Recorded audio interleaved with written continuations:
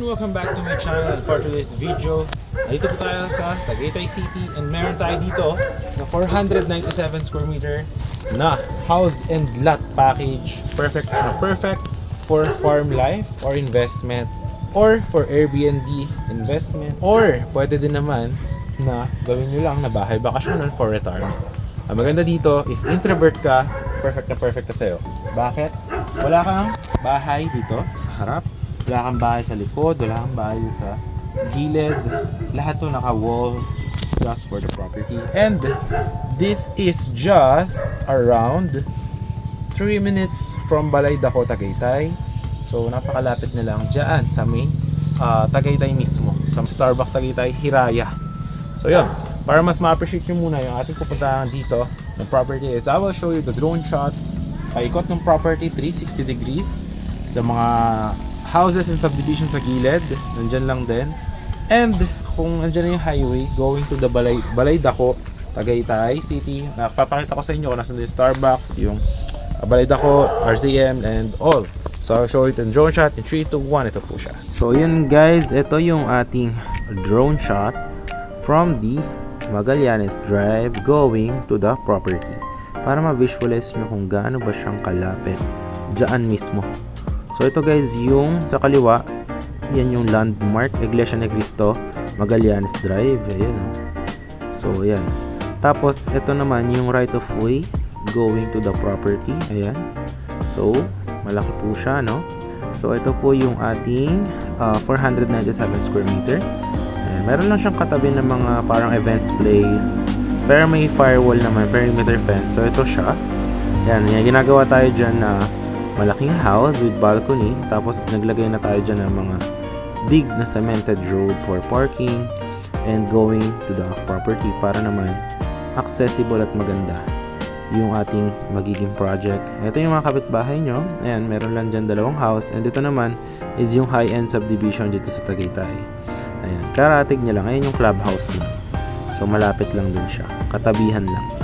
So ito yung ating property. Ayan, natapos na natin yung mga Poso Negro. Ayan yung concrete road na ginagawa natin. Tapos lalagyan pa natin yung parking area.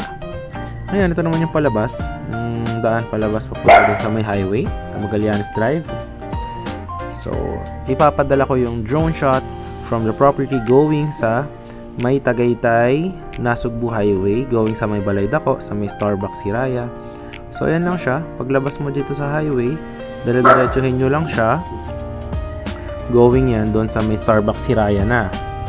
Ayan, okay? So ito siya. Tayin nyo lang. Alright, so now nandito na tayo sa may Tagaytay, Nasugbu Highway. And andyan na yung mga sikat na restaurant like yung mga Bulalo, RZM, mga lutong bahay. Ayan. Tabi-tabi, nandyan lang din yung Tagaytay Rotonda. Ayan. So, along highway lang talaga yung property natin. And, take note guys, ang price natin sa ating project is only 8 million po, no? Kasama na po dyan yung transfer title natin and all the permits po of the property. Guys, nakita nyo naman yung drone shot. Ayun yung property natin. Napakalapit lang sa Tagaytay. Doon sa may mga Balay Daco and to mga kainan sa may Robinson, Sky Ranch and anything. Tapat nyo, ang landmark dito is Iglesia ni Cristo, Tagaytay. So ito yung property natin. Ayan, nakasemento na natin. Kung naabutan nyo yung video natin before, ayan, nakasemento na yung ating kalsada. Ayan, with drainage.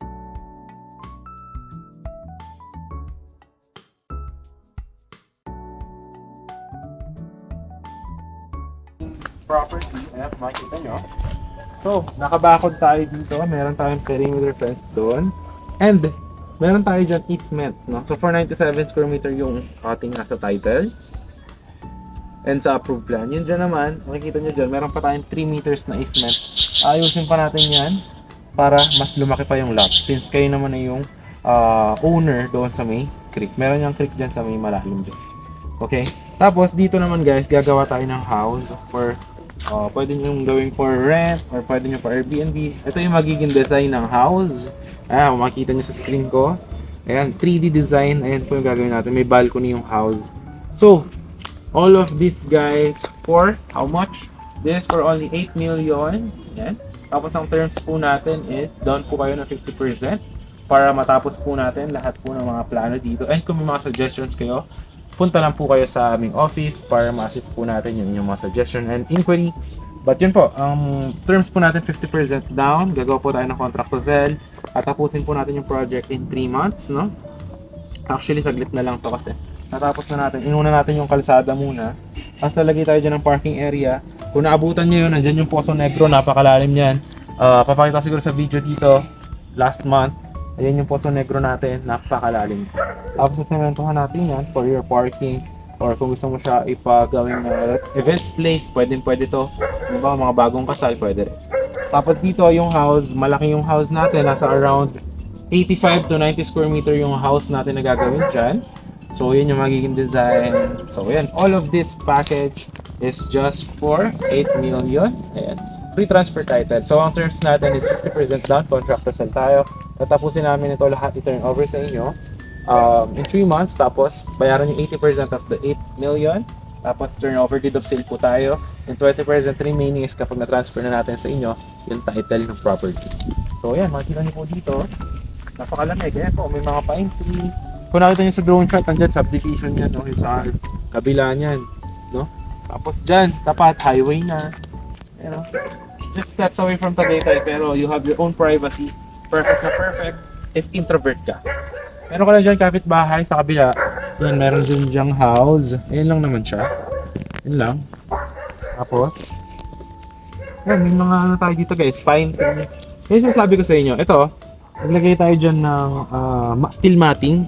Pero tatanggalin natin yan, sa sementohan natin doon yung 3 meters na cement pa. So 497 square meter yung lot plus 3 meters by around 25 yan. So meron pa tayong mga additional dito ng 100 square meter na pwede natin gamitin papunta dyan. Ayan, kung makikita nyo, para paliko po yung gagawin natin na kalsada dito. Ayan o. Mataas kasi yung slope guys. Ayan o, ganyan. Tapos dyan yung parking area ng ating house. Ayan o. Tapos may setback pa yun sa likod. Dito kung gusto mong plantita ka, magtanim-tanim ka dito. Ayan, ipa-flat pa natin tong land natin. Ayan. Tapos dyan yung Poso Negro for the parking lot. And then dito sa likod, ito yung sinasabi ko sa inyo. Ito. Ayan. So ito yung steel matting natin. Ngayon, may mga pine tree kaming tinanim dyan. Ayan. Ngayon, around 5 meters, 6 meters, creek na po yan. Ayan. Sa likod. So meron tayo ditong, ayan o, yung land na to. Nasa around, ano pa to eh, nasa around 150 square meter. Ayan o, yung pahaba na yan. So easement, babakuran na rin natin yan. Patanggalin natin to steel matting. Yeah, extend natin doon para mas magamit yung lot. And then, lalagyan natin yan ng steps pababa doon, no? Kapag pwede yung gawing garden or anything, it's up to you, no? So yan yung gagawin natin dito. Okay, so ito yung ginagawa natin na pundasyon ng ating house. Ayan. So yan, maganda po ang ginawa nating slab. Tapos ito yung ating Poso Negro. Ayan o, napakaganda. Ayan siya. So malaki pala yung floor area nito, no, actually. Tapos yan yung gagawin natin yung na-cemented para sa parking. Tapos yan yung pataas doon sa may gagawa natin ng gate. Ayan. So napakaganda actually. Ayan yung mga peace of mind tayo dito. So yun. I think guys, if you are interested, message nyo lang ako sa ating Viber or WhatsApp. No? Napakaganda ng property na ito. Perfect na perfect for retirement, investment, or introvert ka, ayaw mo na may mga kapitbahay. Kasi yun, may bahay dyan, pero nandun pa, pagtawid pa ng creek. Ayun o, sa kabila. Kung makikita nyo, meron dyan bahay. Napakaganda rin ang design. Tapos sa kabila naman, yung house dyan is meron lang ding isang kapitbahay. Dito naman, resort. Yan, sa kabila. Yan lang, na may mataas na bakod. Ayan siya. So yan, yun yung ating property dito. So yun, once again, this is John Cage. I hope to see you soon. Thanks for watching and have a great day.